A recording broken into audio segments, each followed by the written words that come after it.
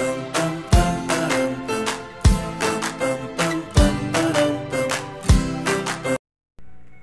guys, today po ay gusto ko lang i-share kung paano ko ina-apply yung Nice Oral Shampoo. Last few weeks dito sa side na to, madami dyang dandruff.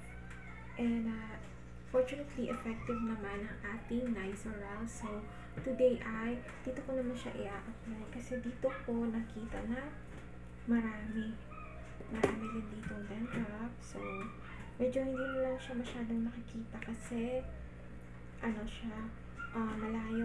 malayo sa cam, tsaka white, no? Pero dyan marami. So, pag ina-apply ko siya, guys, I do it directly kasi mahal ang Nice Oral. Ang isa ay 73, isang sachet is 73.50 na sa Mercury Drug. So, kailangan natin siyang tipirin. Okay? So, I apply it directly para matipid siya dito kung saan mismo may dandruff. And let it stay there for around 5 minutes. Safe naman siya, guys. Hindi naman siya nakakalagas ng hair. So, okay lang. Meron akong water dito. And then, sa gitnang part din, nakita din namin na merong dandruff. Actually, pina-check ko kay mama yung scalp ko. And yun, na-found out namin na dito sa may bandang gitna meron. So, I have some water here. And then, i-apply ko na lang siya. Kung may kasama kayo sa bahay, mas maganda kung ipa-apply nyo. So, mas effective din. Para nakakita nyo kung saan ba na talaga may dandruff. Okay?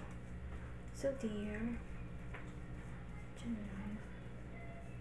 Hindi ko na ina-applyan yung buong hair ko kasi this is really for scalp naman talaga.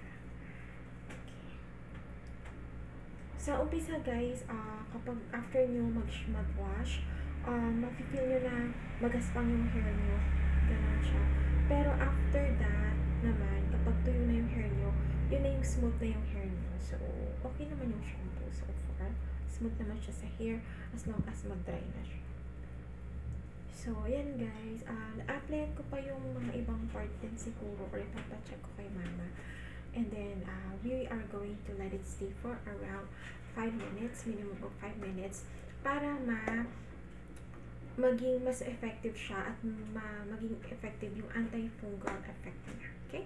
So, that's all for now, guys. I hope pag ginamit nyo to at marami because of your dandruff ay maging effective din sa inyo. Sa akin kasi effective siya. Thank you. Bye for now.